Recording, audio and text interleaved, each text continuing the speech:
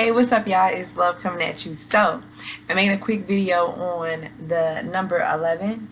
So, a lot of people are going through like a spiritual awakening where their consciousness is being expanded. So now that their consciousness is being expanded, they're noticing more synchronicities in life and numbers and things you see and places you go and people you meet and energy and just vibration all around you. So I'm going to break down like some of the questions about like the number 11 as far as your spiritual journey, your spiritual awakening. So like number 11 is like an awesome number. Every time I see it on the clock, I see it all the time. I always make a wish. 1111 is said to be a magical, mystical portal.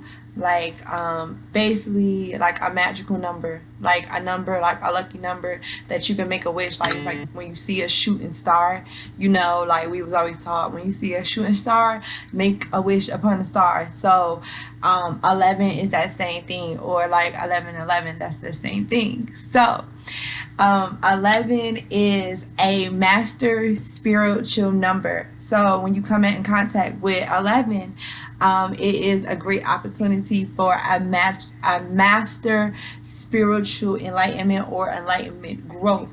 So a lot of people are starting to notice where you probably seen 11 many times in your life, but why is it that now you're starting to notice it, is the question. You're starting to notice it because it is meant to wake you up to a higher consciousness. It is meant to make you pay attention more and to be more in the present moment, like in the here and now. And that's where the mystery and the magical experience of life happens, is in the moment, in the right then and there, because every breath is a blessing that teaches you a lesson. Like, it's just amazing. Like, life is so amazing. So 11, the two pillars of 11, so if you think about it, 11, 1 and 1, so they both stand alone, right? Because they're both single and whole within itself. So each one is very significant because the one could stand by itself, and not only can it stand by itself, but the one is the beginning, the one is the one is the first. Like, you're number one, that means you're first, like you're first in line. But the thing is, when two ones come together, so two wholes, two number ones, two like ultimate number one winner comes together, you make 11. So that's how you get the master spiritual number. So in between the 11 is the midpoint, and that's where we tread in between. So that is who we are supposed to balance ourselves to be, and that's when you're like walking, thinking, acting as Christ, the Christ consciousness, the Christ return, the God returns, yada yada yada. So you have two pillars, right? A pillar is strong, one whole beginning, start by itself. But then you have another pillar, boom, one whole strong pillar by itself, together, boom. And you have you and I, the midpoint, the mid that goes in between. And that's where you say, I tread the midline, I walk the line in between. That's where the saying comes from the 11s. And also the 11s are twins, they are mirrors, they are the same. So you could fix them together and they are the same. They come apart and they are still whole. Like, so it's significant with that. Also, it shows the duality in life, because the pillars represents black and white, light, dark, good, evil, up, down, the opposites. There's not one without the other. Like, if you didn't have one in this reality, because it's so dense, because this reality is fed through us, and we are in these particular bodies, our souls, we are in these vessels. Because of that, we only see things a certain way. So in order to understand up, you have to know what down is. In order to understand white, you have to know what black is, and vice versa. So that what it also represents.